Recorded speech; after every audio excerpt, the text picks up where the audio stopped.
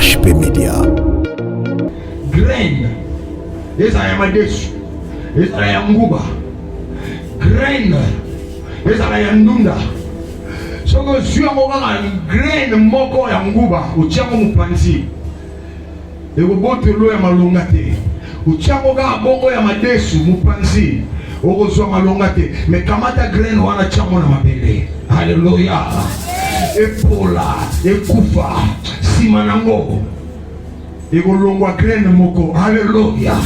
Ego bota ba graine na nombre oyo. Ego retrouver, ego comprendre les sautés. Amen et bien. Amen. Il donne sa vie comme une graine. Oh, gloire au Seigneur. HP Media. Sotoyo, yamoto nzamba dans le posa. Oye mon nzamba tikala molimo. La Bible dit Dieu était esprit. Alors que nous des avoués à pourrir, il y a bunga, il y a nyatama. Avec a été tiré poussière et qui retournera poussière. Ce que tikala ka bisonyo sobana Adam. Vide donc tous les livres à Bongo. Aux autres, le roi Meme, le roi Soso, le roi Libata, le roi Moulou, aux autres appellent ma belle, nous avons tout le hasard. Aux autres qui appellent les motés. Mais Dieu est esprit. Maintenant en Jésus-Christ, nous avons le corps, comme Adam nous a donné, mais nous avons l'esprit. Si le corps meurt, l'esprit ne meurt. Et si l'esprit entre en contact avec le Créateur, l'esprit devient créature, l'esprit devient éternel, l'esprit reste. Faut pas cimetière, faut pas kunda au kundoloto, pas kunda la nécropole, pas kunda la disambo par HP Media. La chaîne qui vous édifie.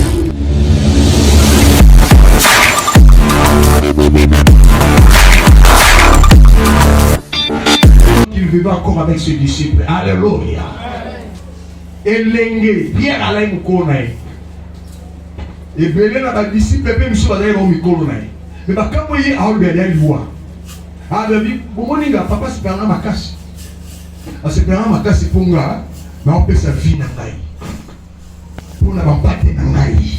Yangaï. À partir du moment où on peut sa vie dans la vie, nous trouvons dans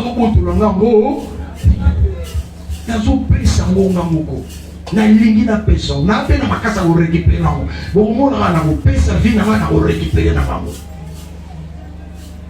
Jésus est mort parce que il a accepté, lui-même a choisi de faire ça. Il a donné sa vie. Est-ce que ça ne mon appelle ça vie appelle si vite ya boti bana 70 Namukini 70 ban alembi akufi aki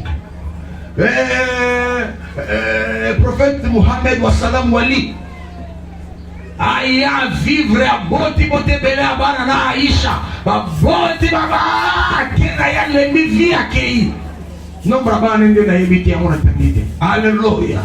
Mais notre Jésus est venu bala bana mati bota na bota te kinde mulai na kinde mulai te abina on peut sa vie na moi. Jésus t'a donné pas la vie foutue, hein? Je dis à quelqu'un, Jésus n'a pas donné la vie foutue. Parce qu'il y a des vies foutues déjà. Il y a des vies à la fin déjà. Il y a la vie terminée. Et il vient donner ça au lieu de l'opération. On coupe la maladie. On coupe la malaria dans mon tout poche. On coupe dans les poumons, on coupe la diarrhée. On coupe le mamamoussous. Nous avons un Seigneur en bonne santé. Zéro malaria, zéro typhoïde, zéro amibe, zéro moutoupache, zéro liboumou, zéro diarrhée. Il donne la vie. Ça c'est la vie véritable. Il a donné sa vie pour ce monde.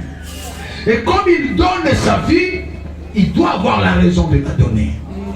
Face à la raison, on peut s'en voir. On peut s'en première raison. On peut s'en pour vinailler et comme graine. Graine. Avec sa vie. Il donne sa vie. Alléluia. Pour faire de cette vie une graine. azoba bemoni ndenge graine yalaka. Graine ezala ya madesu, ezala ya nguba. Graine ezala ya ndunda. Soko zwi yango kaka graine moko ya nguba otia yango mopanzi ekobotelo ya malonga te. Otia yango kaka bongo ya madesu mopanzi okozwa malonga te. Me kamata graine wana tia yango na mabele. Haleluya. Epola ekufa nsima nango ekolongwa graine moko. Haleluya. Ekobota bagraine na nombre oyo okoretrouver, okocomprendre les soutes. Amen et bien. Amen. Il donne sa vie comme une graine. Oh, gloire au Seigneur. Il donne sa vie comme une graine. Amen. Yesu alobi bazolongola ngango te. Nazopesa yango ndenge ngaboko nazolinga. Oh, gloire au Seigneur. Il y a un passage qui m'a échappé. Mais nous sommes à 1 Corinthiens chapitre 15, verset 38. 1 Corinthiens chapitre 15, verset 38. Je devrais trouver un passage où Jésus-Christ dit si une graine ne meurt, elle ne peut porter de fruits. Ça serait Jean Wana. Sur le tel livre qui est vers 25, Jean 10 soir. Mais d'autant à 1 Corinthiens chapitre 15, verset 38.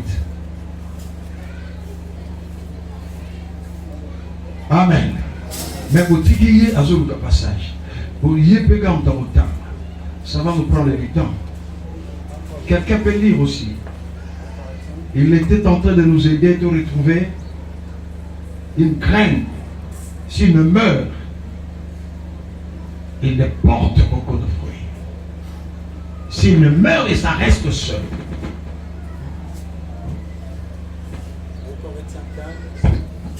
38. Verset 38. Ok. Seigneur. Puis Dieu lui donne un corps comme il lui plaît. Zambe azopesa ye nzoto ndenge esepelisi Zambe. Et chaque semence, il donne un corps qui lui est propre. Na nkona nyonso azopesa nzoto oyo esengeli na tina na yango. Toute chair n'est pas la même chair. Nzoto nyonso eza sudi ekokani te. Mais autre est la chair des hommes. Mosusu eza mosuni ya bato.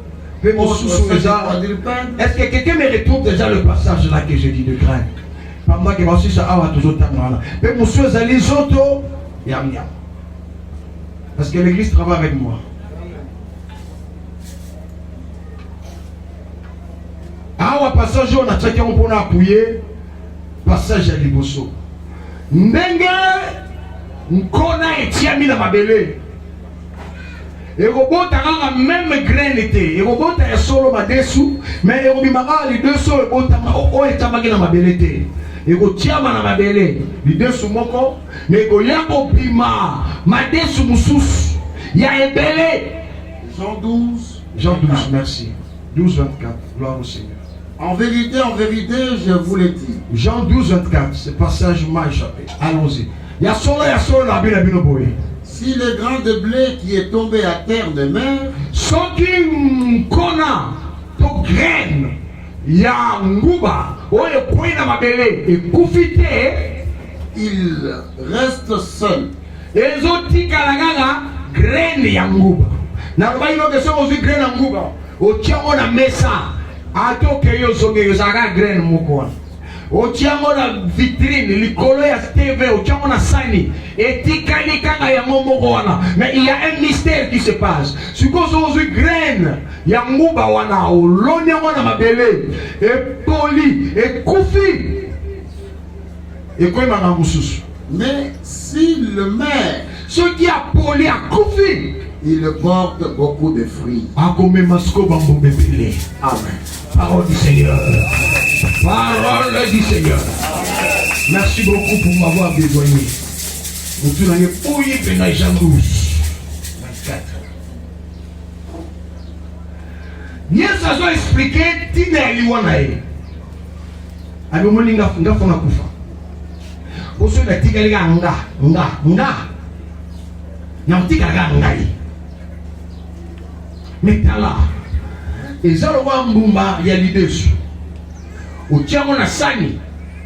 Mbumba wana za egoiste. Aotika ga ye. Azala bongo inakati ne me ochega na sani egoiste. Atikali ga ye a changer te. Mais souvent si go mbumba wana lidesu. Timona mabele lona ya. Kende na yo. Apola akufa wana simana tango ye wazaki mbuma moko oya motala ye akomi nzete. Haleluya. E simana ngo amemeli yo bambuma alors Yesu azo expliquer ni abina na bonzambe nazangai liloba o ekelaki nyonso ngai na utepe na papa na ye na mabele so ikara vandi kaka ngai na obikisa te me pona biniseloka malonga nga fona kita na mabele nga fona kufa. Haleluya. Nga fona na kufa so isko na kufi na obota. Est-ce que quelqu'un comprend ça ce matin? Est-ce que quelqu'un comprend pas ça ce matin? Procéder la loi Yesu na première fois ebandi na wana schéma exact azane loko katinai ana bonzambe katinai azana rasra azamutu ndeti batu nyonso te. La Bible l'appelle le second Adam. Alléluia. Adam ya mibale. Pour Adam ya yambo abota biso na nzoto. Mais Adam ya mibale leke Adam ya yambo. Pour ya abota biso na molimo. La Bible dit en réalité dans l'homme c'est l'esprit. Alors l'esprit, Adam n'a pas donné l'esprit. Adam n'a pas communiqué l'esprit. Adam nous a donné la chair. Nous autres tous en amour. Mais nous autres, il y a monté un zamba dans l'amour pour ça. Pour y avoir un zamba tikala molimo. La Bible dit Dieu était esprit. Alors que nous autres avoués à pourrir, il y a comme bunga, il y a comme yatama. Habitude a été tiré poussière et tu retourneras poussière. Ce que tu as besoin de Adam vide donc toujours le roi bongo ozobote le roi meme le roi soso le roi libata le roi ngulu ozo mapena mabele muta kotura yo azar ozotika pe le moté. Mais Dieu est esprit. Maintenant en Jésus-Christ nous avons le corps comme Adam nous a donné, mais nous avons l'esprit. Si le corps meurt, l'esprit ne meurt.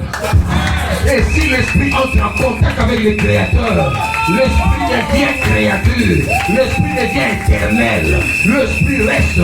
Kobanga cimetière, kobanga kundara okundoloto, bakunda na nécropole, bakunda na gisambo partia ndambo, bakenda okundora simandambo, bakwa ya mobwa, batumba na moto. Il n'y a pas de souci. En toi c'est l'esprit. L'esprit de yedi longi na yo, l'esprit de yedi ndambo na yo, l'esprit de yedi bana na yo, l'esprit de yedi vie na yo, l'esprit de yo ya solo, mais l'esprit ne meurt pas. Et cet esprit-là ira auprès du Père. L'esprit-là vivra éternellement. La Bible même dit l'esprit portera le corps. L'esprit connaît ton identité. L'esprit n'a dit c'est quoi? Bazaka posala que le coup de la notre dans la cimetière la gitambote. Bazaka posala que le fungulangando la merayote. Pour que nous récupérions nous. Mais on a besoin que de ton esprit. Car l'esprit peut engendrer le corps. Mais le corps ne peut pas engendrer l'esprit. Alors l'esprit est plus puissant que le corps. Et l'esprit nous avons reçu par Jésus de Nazareth.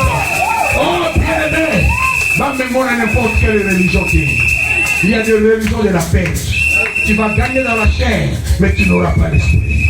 Et quand tu n'auras pas l'esprit, tu vas partir. Ok, bon, à oulele, ok, dans le vide. Ah, ouais, bisous, ton rebelle, avec le déploiement de l'esprit, l'esprit là, t'as nzoto, pour la côté, ok, il va là, t'as nzoto. Mon ipre ko bunga solo yani. Siko ba on la tena nzoto ba uzuna mo wapi. Mais pour pas soyez yango, et so senga mbuma o ezanga bomoi. Yemo lui je suis le chemin, la vérité est là et la vie. Yemo comprendre la vie ayaki na nzoto. On la vanda la vie na ya pour la namo, a dire na olo na go. Amen. nazolona na ngango siko soka lonya mayebi ke nazolona mo pepima tango epima ekomi esprit oyo ezokabwana na mutu nyonso ekomi esprit ezokota pa batu nyonso Yomoni Nicodème ayata lobi, que peux-je faire pour hériter le royaume des cieux? Dois-je naître encore de nouveau, entrer dans le ventre de ma mère? Et puis d'abord, tu as dit que Yesu abina yo docteur de la loi ni makambote. Eza makambote ke mpaka kota suna de mama mabotama. Non. À tous ceux qui l'ont reçu, à tous ceux qui croient son nom, il leur a donné le pouvoir de devenir enfants de Dieu. Lesquels sont nés ni du sang, ni de la chair, ni de la volonté de l'homme, mais de la volonté de Dieu. Tala. Tu n'as pas Yesu te pour Yesu a commis si la chrétienne soit riche dans le monde. Non. Tu n'as pas Yesu te pour Yesu a beau ici basi du compagnon. Non. Tu n'as pas Yesu te pour Yesu a bas ici basi nyoso va pas la rater. Non. On est à ma tabisi. Na koyi bisape mwana nzambe bana bazala te Yesu azotikala kaka Yesu na lobi na o musala eya to musala eya te Yesu azotikala kaka na bi libala eya te Yesu azotikala kaka po eloko pesa soko zo compara ngona libala Yesu akompara de oyebi note ayebe longa pesa te po batuzo bazali ya mukolo ngona mubali ya bibi na kote ya kimbangiste. Oh, ni kuna namona ndeko moko kuna bonwa kinda bon. Oh, ti omoni na bali koto yo po. Ba cadeau moge bimaka. Haya. Na mona kande ba pesa ka ba cadeau. Ngalo bala ka kimbangiste. Akenda ne beko. Hallelujah. Habana na ipe. Ya kenda ya zumwa sikuna. Malheureusement ndakisa muto na pesa yemo pa kufa. Paix à son âme. Un ami qui s'appelait Davin. A Kewana, pour un cadeau à la Gikuna, à Balikuna, à Tikalipekuna. Oh, mais moi je te dis, il y a un Jésus.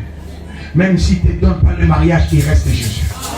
Même s'il ne te donne pas le travail, il reste Jésus. Même s'il ne te donne pas la promotion, il reste Jésus. Il reste Jésus qui est dans l'esprit de ceux qui ont compris ce que Jésus donne. Ah, quand vous avez de l'eau, il y a ce pesaka.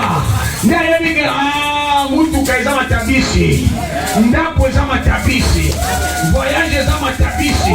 Lipale eza matabisi. Musale eza matabisi. Toko compare matabisi tena iloko malonga to sombi. Tozwango te. On s'en fout. Mutu mota yelo na Islamo. Omoni biso kotoyo. Biso tozo pesa boye. Yakano kotoyo. Tala. Tika umalanda ngombi bakende. Et là, Yesu appelle ça kakune ezaki. Tu n'as pas moi ce que bino va couper là bino. Oh, ya biso pas kufa na anji. Oh, akufa d'abord kufa nani. Oh, daika moi mutu passe na moi diale. Ah, wana kufi na mutu passe na diale. Alaka bino ke ya okufa. Aisa bino ke ya na programme okufa. Bataki programme vina okufa. Ou bien li wezo ya mbara kaka. Notre Jésus lui soit aidé. Avec personne ne ôte ma vie. Moi, mon Père m'aime parce que je donne ma vie. Et je la donne et j'ai le pouvoir de les récupérer. Ça veut dire nazo kufa, nazo sekwa. Nazo na des systèmes nyoskatinata. J'ai la vie éternelle avec moi. Nous aimons Jésus. Il n'y a pas une autre religion au monde. Oh, yo mupi qui sinawa kufi là-bas. Tout ça dans la religion oyo mon pays qui pas au bout de la vie na ndenge na ye a luka pe vie na ndenge na ye a Rolanda pe vie na et puis landa ba mon pays qui se belé ba bala e belé yo ka ngobala mais notre Seigneur il est le seul sauveur qui est mort trop jeune. Alléluia. Tous ces sauveurs n'a pas de mama kwa bampaka balemba. Jésus, la vie qu'il te donne, ce n'est pas une vie fatiguée. Ce n'est pas une vie de poubelle, mais c'est une vie vive. C'est une vie dans son plein sang. C'est une vie dans fleur de l'âge. Il donne la vie meilleure.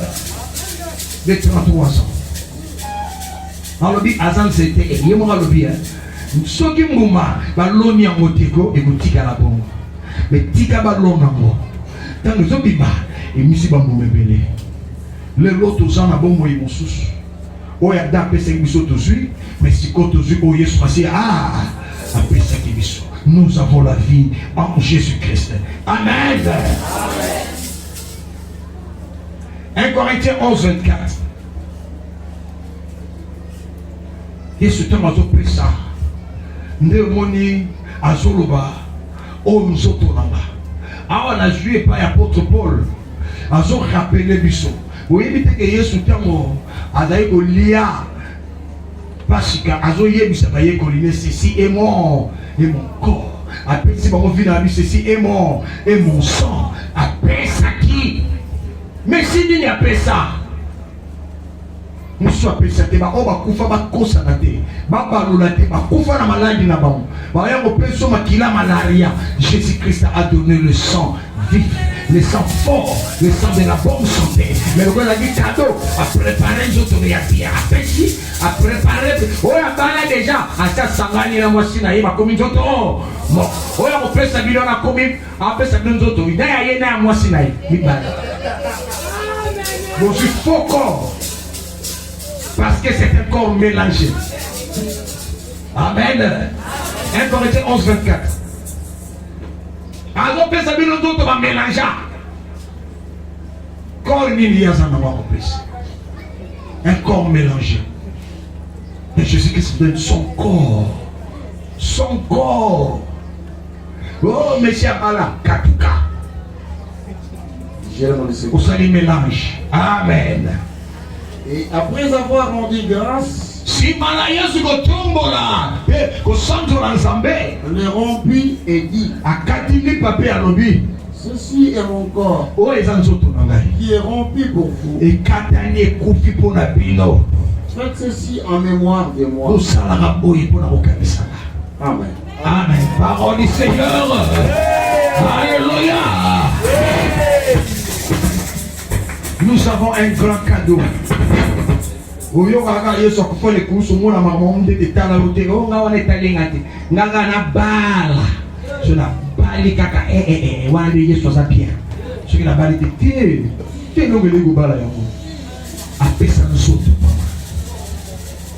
yango na makambo oyo ko ata mitala li l'hôpital azokufa lelo boyebi nganga mama omona maladi noyo nganga oyo soka fukusi yo kaka apakulio babilo alakisio ligoro do na nzoto abeli ka banketa moni bikeko elobaka mama okotelema na mbeto ozominda.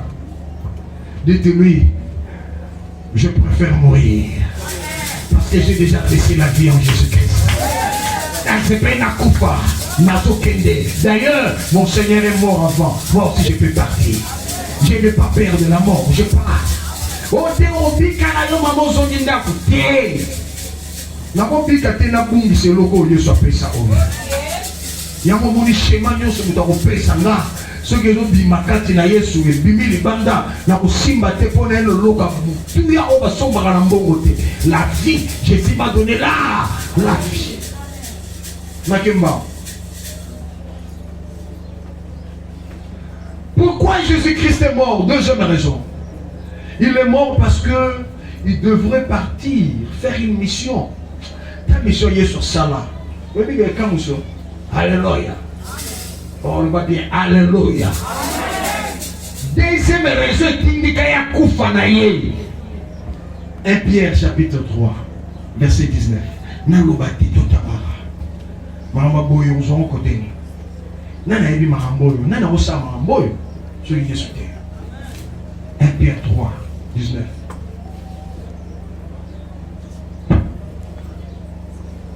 Kolemba hotel ma gymnastique ole bengana Amen. Et bengana olembo. Tellement na olimatisme qui m'a au nom de Jésus. 1 Pierre 3, commencez par 18 selon le texte. Alors allons-y. Christ aussi a souffert une fois pour le péché, lui Yesu pe anyokwa magambala moko pona masumu. Lui juste Ye oza moyenge bene pour des injustes. pona ba oyo basangi boyenge bene. Afin de nous amener à Dieu. Po etamema biso kati na Nzambe. Ayant été mis à mort Wana akufaki quant à la chair, na nzoto boye. mais ayant été rendu vivant Mais nzoka nde azongaki susu na bomoi quant à l'esprit, na nzela molimo na ye.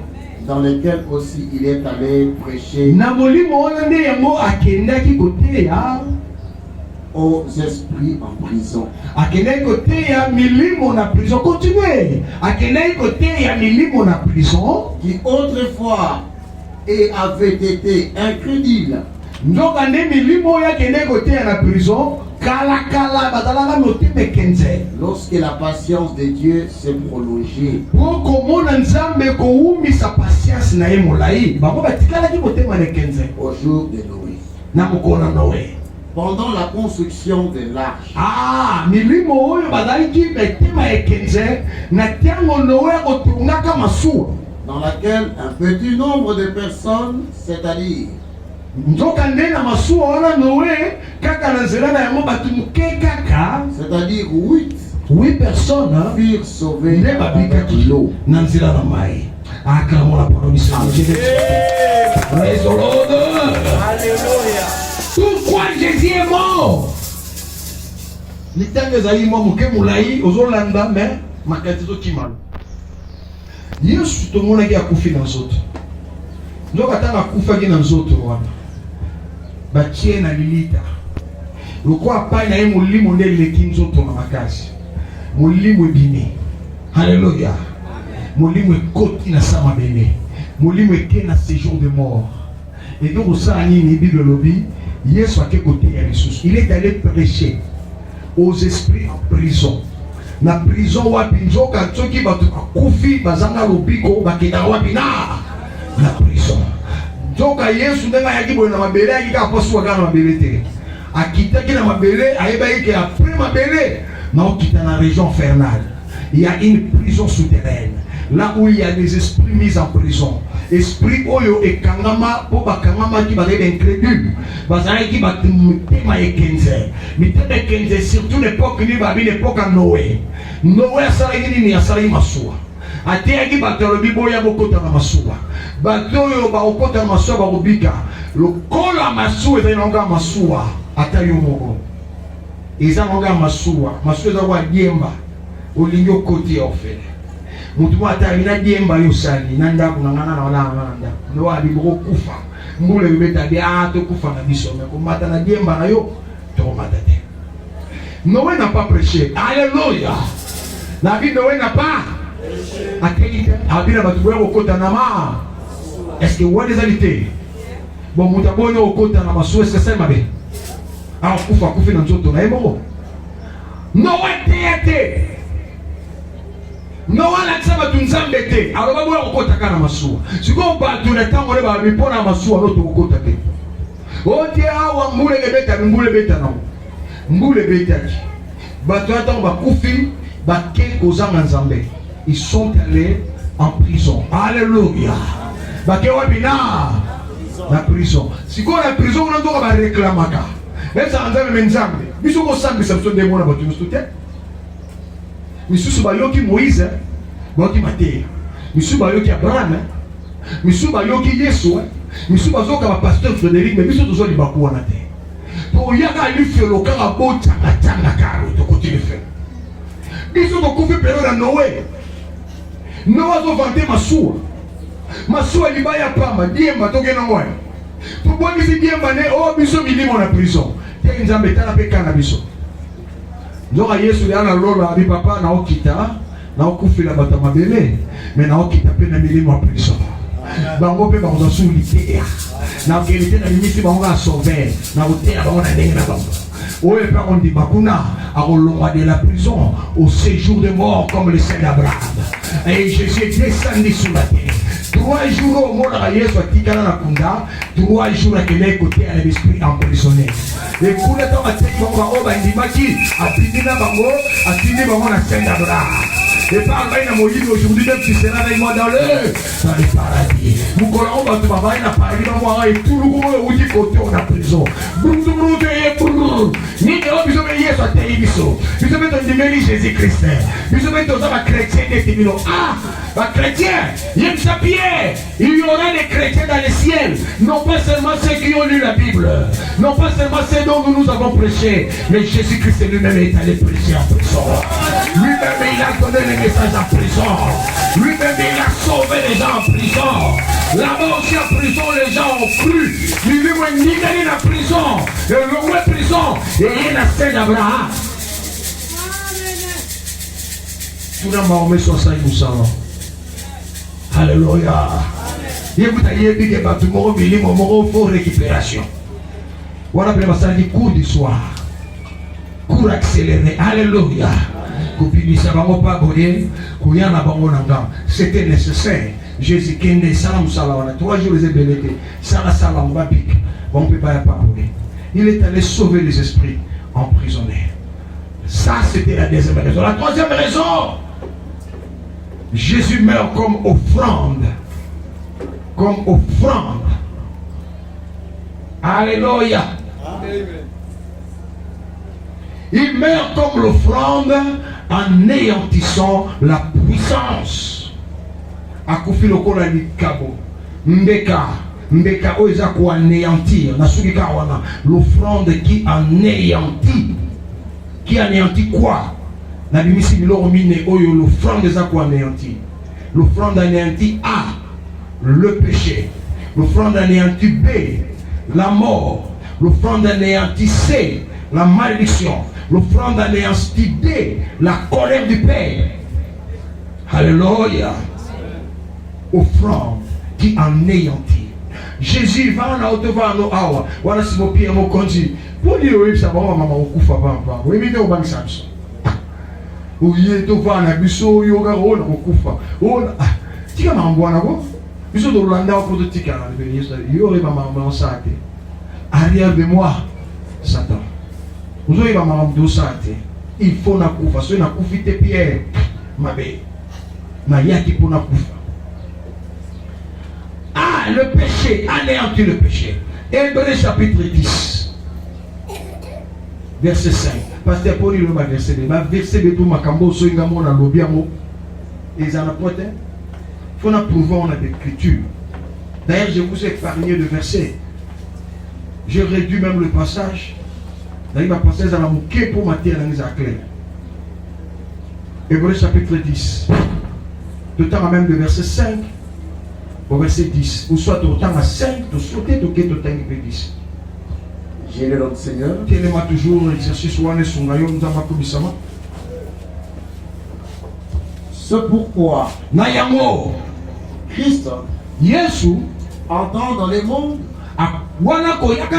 dit Alobi, tu n'as voulu ni sacrifice, Olingi soute, ba sacrifice ba mbeka, Olingi soute, oh papa, Olingi soute. mais tu m'as formé un corps. Mais ngai, o sepelo sala nzoto. Eh, taba solo pe bandi, wana Yesu na la nzoto te. Mais tu as préféré me former un corps. O sali no nzoto mut. Tu n'as agréé ni holocauste, o sepeli soute na nyama batumbi. ni sacrifice. Noyo batubayanga na yango bapesa mawapo masumu elimisama olingi lisute. Alors j'ai dit, Bon nga pepa inazali na lobi. voici je viens Boyenga nazokende kasi. pour faire, ô Dieu, ta volonté. Na okende pona kokisa kasi mikano na yo. Après avoir dit d'abord, Na sima na ye koloba na ino. tu n'as voulu et tu n'as agréé Olingi kutute ba sacrifice ba offrande. holocauste ni sacrifice Wana pour les soute. péchés. Pona masumu. Il dit ensuite, Alobi na sima. voici, je viens pour faire ta volonté. Alobi siko nazoya pona kokisa mukano na yo papa. Il abolit ainsi la Ya première boye chose abuki ba mibeko ba mao ba nyama ba mbeka wana là-bas. pour rétablir la seconde. Ayesu ko kotia eloko asika. C'est en vertu de cette volonté que nous Na sommes nzela ya bolingo wana sanctifiés. nde biso na yo topesi. par l'offrande du corps Nanzela ya offrande du corps. de Jésus-Christ. Nanzela ya likabo ya nzoto ya Yesu Masihi. Une fois pour toutes. Mbala moko kaka suki wana. Parole du Seigneur. Alléluia. Aïe aïe aïe aïe. Et pas le christianisme, il y a qu'à la doctrine nyonso ya kelekete. Na ba secte nyonso.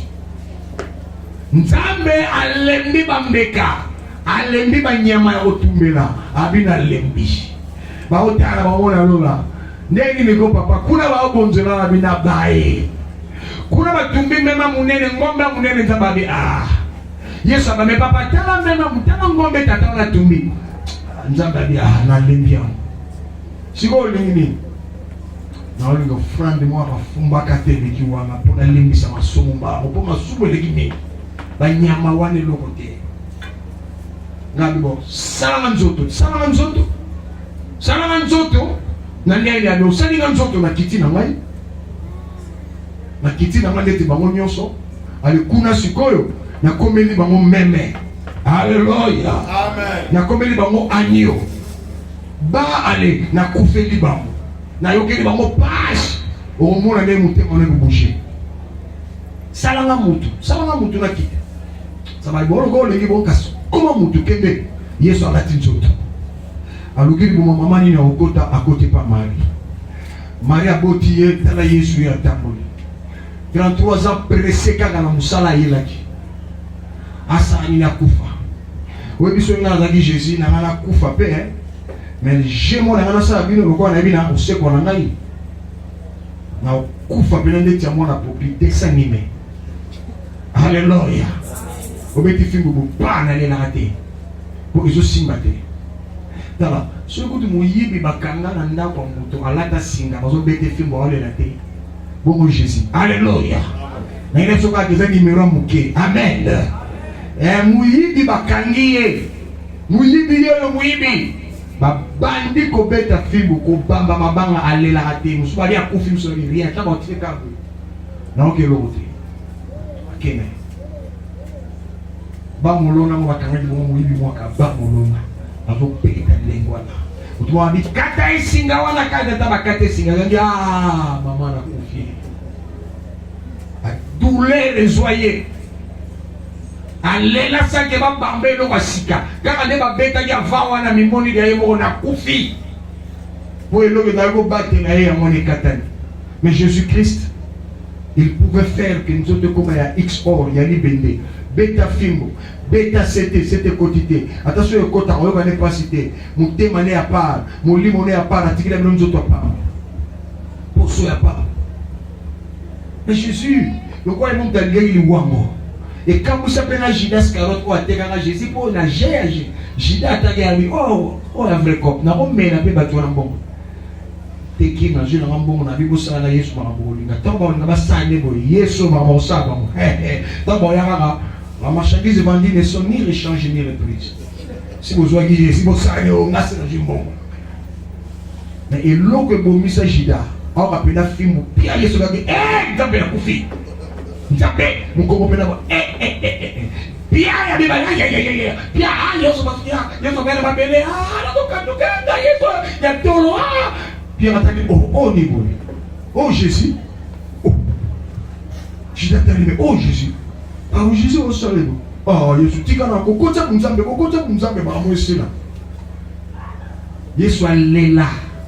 Ba bete ko leka ba di balo akufa na ba one koloso. Suka no ba memisa ina croix. Alemba ba mo ba bi oza olexa alezo sibo le sirène. Alemema moto kende. Akilo kufa kuna nogi. Azo komane akufa vapo ayaki akolemba liate ça fait 3 jours. Fatigué. Ba fimbu ya beta ba ninga so ba beta mate. Akomba pena bo Yesu. Azo kufa na me pusa mai. Na mi kufa na me la tamo mai ba PCP mai akote. Nkolwana c'est pas possible.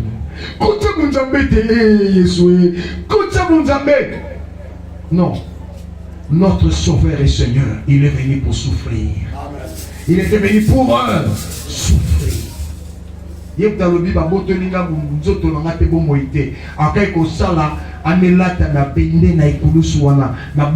souffrir.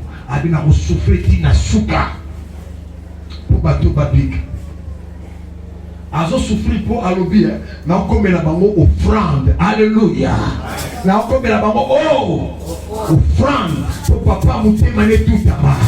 Papa mutema tutama. Bon le kulusu Yesu a prononcé qui 7 paroles. Un jour je vais vous prêcher les 7 paroles de Jésus-Christ sur la croix. Mais mon kon a le loba Yesu masiaga bi Père, pardonne-leur car ils ne savent pas ce qui papa limbi sabango. Wana Yesu nakata Yesu wala azanani azandenge mona papa azama kila nzoto do bavanda na lola.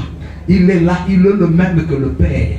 Il a le son. Tala tata yemogo wazo kufa wa yemogo tata mtazo kufa. Alléluia.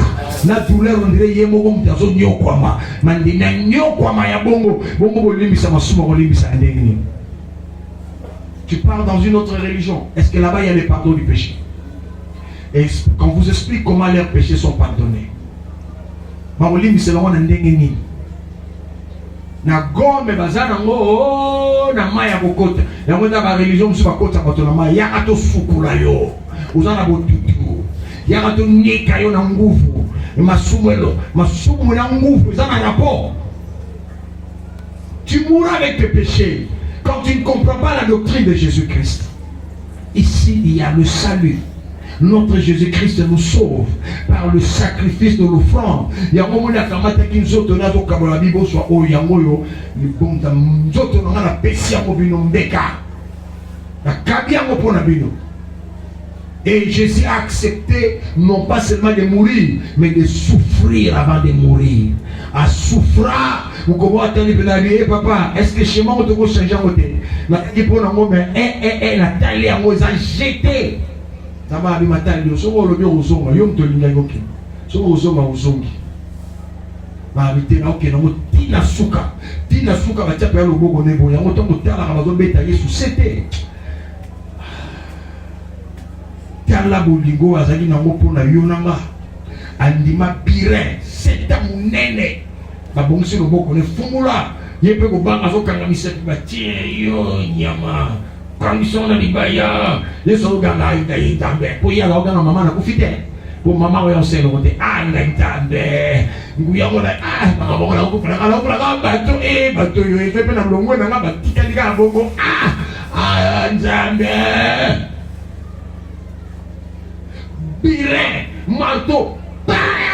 Di quoi tu te bogi tile libaya. Ou te me kateni. Parce que sur le boko, ah ngaye, ma condition bali ba 5-6 boy, ah mama. National savance la gangi Jésus na sisi pour mamé bima. Pour ce mamé vérité na waneti. Dalilité. Alléluia. Moi te que dans l'autre on va mon été sous mama na kama na bosse ni Jésus. Pour douleur. Ancora di bossoto boki parle ancora di balle douleur Yesu amona azoboya kokotsa bunzambe aboko kokotsa esprit bunzambe na komi nzambe na longoli douleur atika ina douleur na ye sur place akufa nango aganga bi Père Elohe lama sabata la max là wala point nous autres zo benda ba bende zo benda ba sete ya papa to yokana ki mena loba ki be papa pour me tiga dans mo janga kata motema agani te les saide tout est accompli. Alléluia.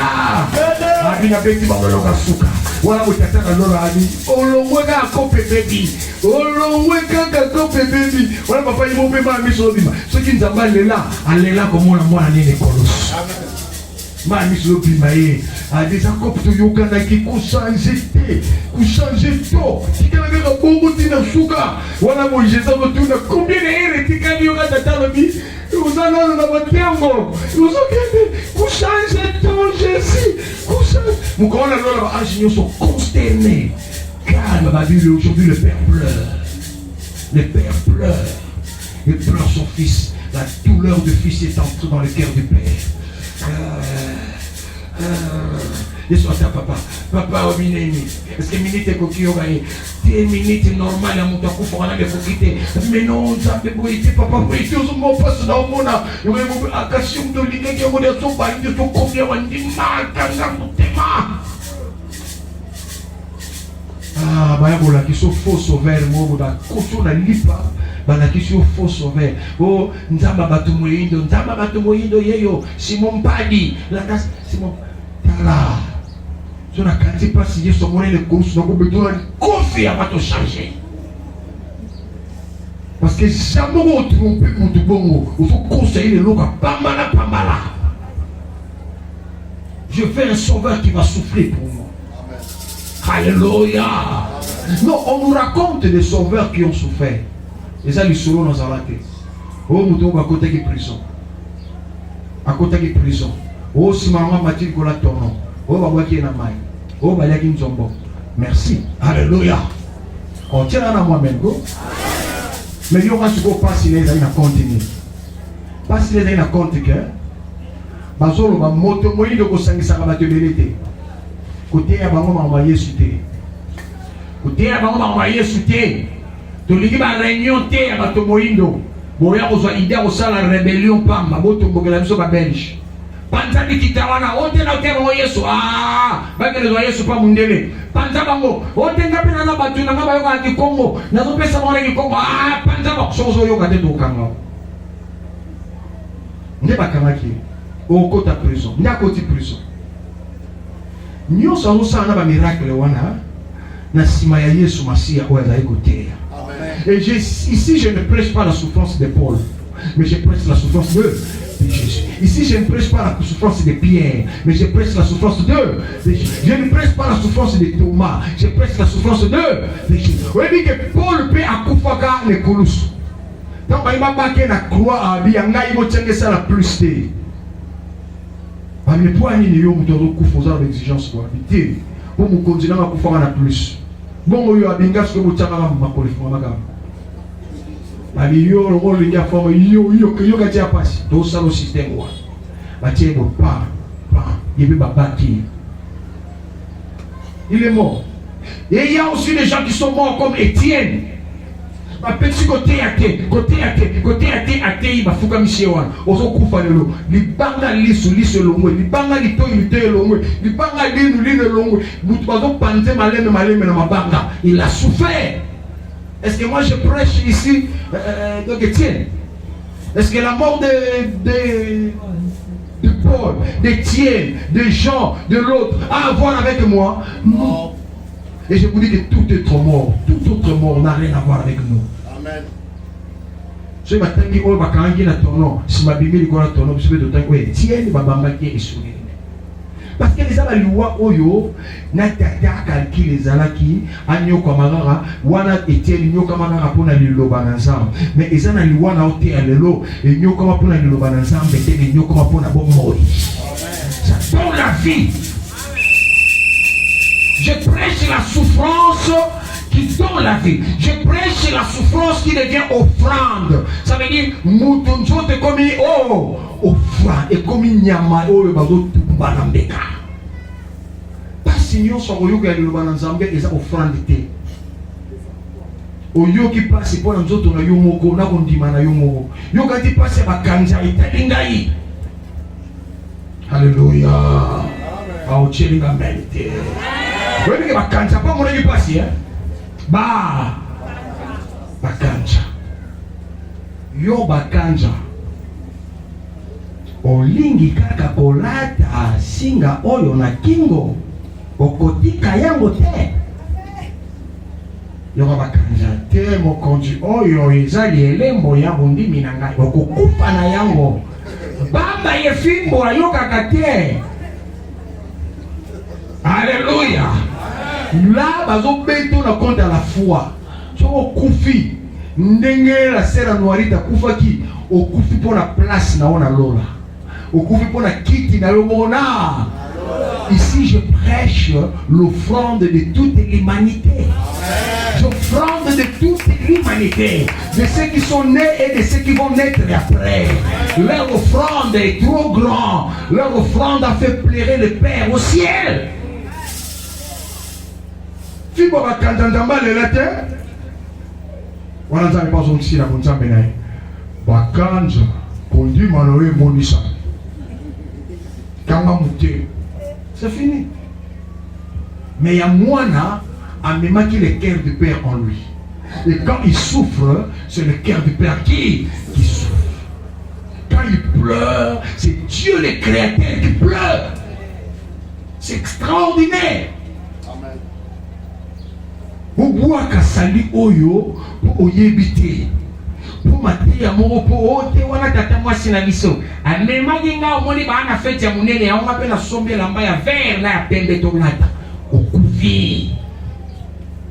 Tu es perdu.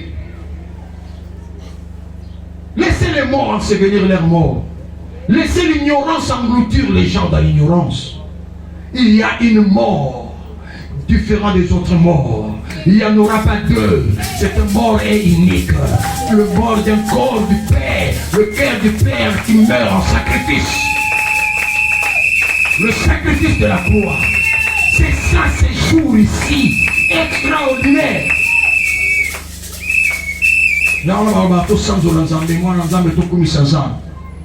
Leur mot église de Christ et se perdre et leur rekoumisa. Bon, oya pe bo komi mondimi asika okoti mama nzambe boye. Otunisiko ba komisa nzambe kwani. O komi lera osanzola nzambe. O kanze mo basoso basanzola yo pona lipa, basoso basanzola yo pona mbongo. Si je nyonso eza nango malamu, à condition que ozala bo santu ya. Komona mulamu yo usaliye walovani ya na bisabi ni maternité aboti bébé amonene pour 14 nsaboyo za malamu wele l'église oh tabera santonio mwana batali bien sante malamu. Mais un jour Jésus va entendre. Est-ce que tu as compris le meilleur cadeau qui dépasse tous les cadeaux? Et quand la kamwa yoka yo sanzola ye akama la bible baba sanzoli nyoso yo na zwa mais lisanzoli akafumba kata na ni bimana monoko te Frédéric Théaye aza ignorant. Tu sanzola yesu pona lipa parce que tu as des santo. Parce que tu sanzola ye déjà na kafumba kata na masanjo. Le pasteur, est-ce que vous avez la tosse? Est-ce que vous avez la tosse? Pasteur, vous avez la tosse? Mais à condition que vous avez la tosse. Donc, vous y êtes où la vie va s'enjouer. Vous avez la pambole pour Mikolo, côté Kafor. Ah, vous avez la raison, le coup, mon papa. Voilà, on a envoyé un yo. Tikala, libéra. Où me là? Où me s'en zambé? Côté qui vient. Nzambe osungolo bioteki mabengo bano byo nzambe ko ape fo lo bila tekele lo sundengi mablo wa wetu biso nzambe ngwe ukoma memotala toke kote yo mama wana soko zwikaka akamataka kitendi mo ale puto cheka na se ya sanya fufu ndenge fufu zo sibelo o kama mwika ito bon ils ont na kisite puis maman passe ma bible si ma bible qui n'a pas église bien bon pesa na ni Otier, pour ma sanzoli noyo, ils sont légers. Il n'y a pas une grande adoration qui ne tire pas la source dans la mort et la résurrection de Jésus-Christ. Toute adoration qui n'a pas pour racine la mort de Jésus n'est pas l'adoration. Et ça, on va yenge. Qu'au centre de l'Anzambe à solo, il y a déjà au lieu soit ça la pour nous. Amen. Oh, il y a bien mort. Ndé abandi ma sanzoli. Oh, il y a bien on a noté, n'a pas ça pour ma sanzoli. Ne t'en fais pas parce que tu as eu du boulot. Un païen aussi en a eu, sans Dieu en plus. Un occultiste aussi a eu le mariage, sans Dieu. Je ne sais pas moi, un féticheur aussi, à mon niveau, tout cas, l'ouaki et un foufou, et qui type la partie dans Timpemba, à Teki. Yo sanzoli avant une école, à Bindaou de Bakoko, au sale. Dans toute adoration, nous nous recourons à la grande adoration. La grande adoration, c'est de reconnaître ce que Jésus-Christ est pour toi. Il est l'offrande pour ce matin. Le Amen. Aïe, aïe, aïe. Je dois arrêter. Nous avons pour la offrande pour le péché. Offrande. qui anéantit le péché. Je vais prêcher l'offrande qui anéantit la mort, qui anéantit la malédiction, qui anéantit la colère du Père. Après ce qu'on a côté, on a point 4. Le premier-né d'entre les morts. Extraordinaire. Je dois arrêter ici. Mais regarde dans ta vie. Est-ce qu'il y a déjà une grande adoration? Est-ce que tu as déjà fait une grande adoration? Dans l'adoration, au son à tous les foufoutés. On va dans le non. Tikala n'angwende na o Yesu. On se sur le col à yazate. Oumela. Pour le logo yo sala. Ou soit azate. Et bah, on va simba et logo oyo. Quand ils meurent, ils partent. Atakoufi le lali. Alors, il me longi à l'ikakoute. Alléluia. Ce qu'on a pris en takoufi au télémo. Oh, on dit la bâche qui toque. Nandé yabi, oh, va porter fort. Et le gébongi, ah, dès le biscuit toque à Sougaro. Pour qu'on ait l'oie, les assoukate. Le chemin pour lui, la mort pour lui, c'est un passage. C'est un transit. Il quitte de la vie physique, il entre totalement dans la vie spirituelle. Parce qu'avant Katamutema, Oya Yambara Batu, mais le premier né à Oselaï, Babylon à l'Azola qui sayo, au moins le mot et qui tombe ce soir là. Yesu na zonga te, Jésus, on zonga pété aux oreilles. Attends, on est là, on zonga te, moi là, Talaban, Talabalek, Talamouba, Talamouassi, zonga te, non zonga te. Et Jésus n'a que déjà. Zwanga déjà, oh, Kolo Zwanga, et Semboane Bokini. Tu pars joyeux, parce que notre Seigneur a vaincu la mort. Il faut être là le mardi quand je vais prêcher ça. Il a vaincu la mort. Ainsi la mort devient un jouet pour nous. Parce que notre Seigneur a vaincu la mort. Oh, Pâques, c'est pour toi, chrétien. Laisse que ces jours t'apportent du nouveau. Va t'asseoir et prends du temps. Dis, Seigneur, si tu n'avais pas fait ça, moi je serais malheureux. Je serais perdu comme tout le monde. Je serais errant, égaré. Heureusement, na yapana yo na kute loko so sala na futa mbongote. Vous êtes heureux si vous connaissez ces choses.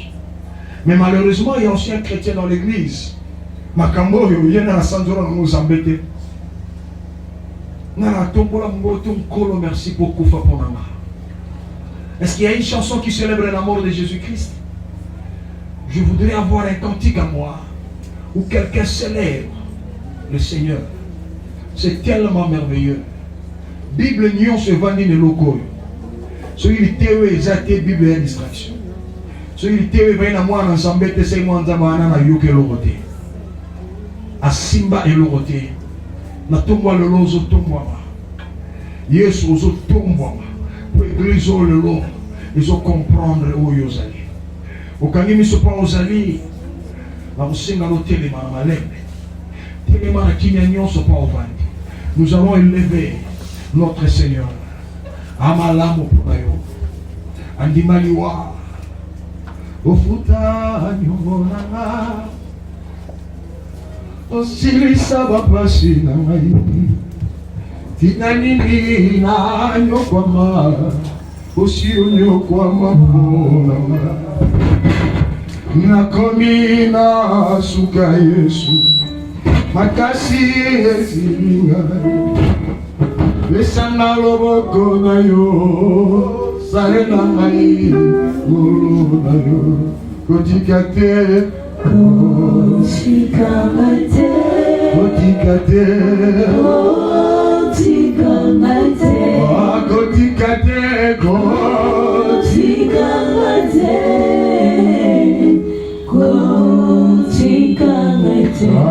Kotikate. Kotikate.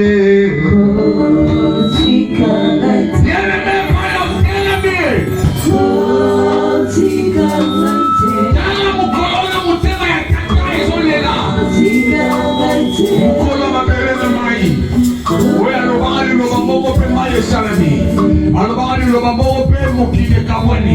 Alobali lo bambo pe manzeke. Bipale, banyama, bakelama. Il a dit pour ce jour-là. Yata komana suka. Nana zamba kake, nana beka ete. Nana la pesa ete, la la nene ya mate. Mukolo ala kataneli. le cœur du père a pleuré à cause de ce cœur de la croix. Ce matin, ça sur la colonne, ça vous l'envoie sur la colonne. Vous voyez, ma gaïete, vous êtes gaïete. Vous êtes gaïete, il y a ça comme un maillot. Vous êtes gaïete, vous faites le oui, il y a ça comme ça.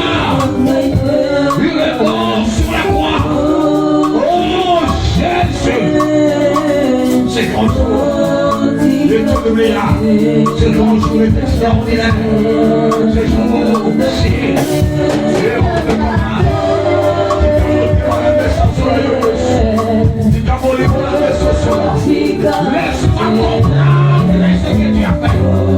Laisse-moi comprendre ce que tu as fait. Laisse-moi comprendre ce que tu as fait. Oh, Shinara. Laisse-moi comprendre.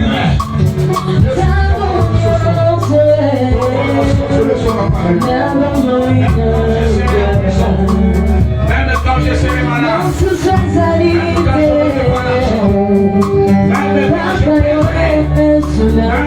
Quelqu'un mourra autour de moi.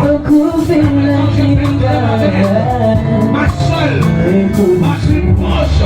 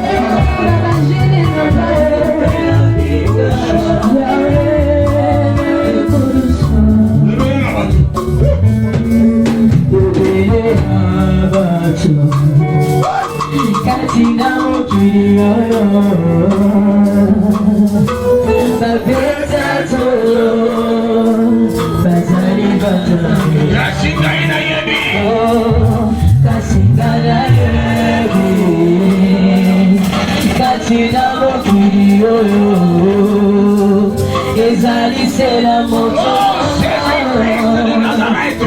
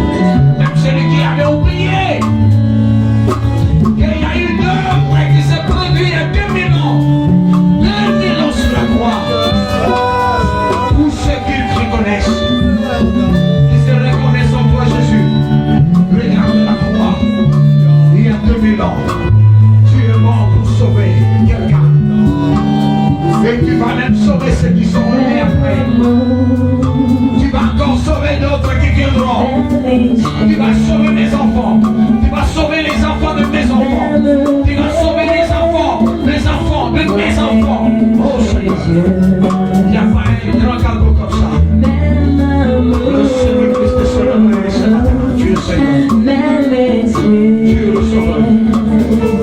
Oh non.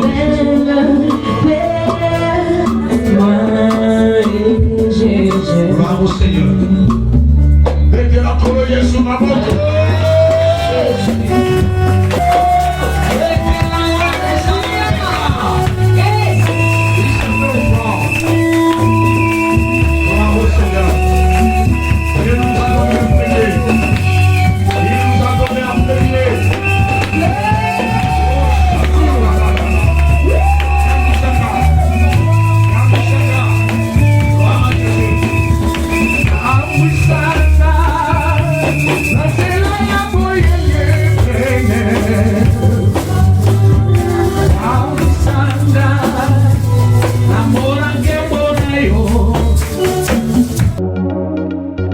HP Media,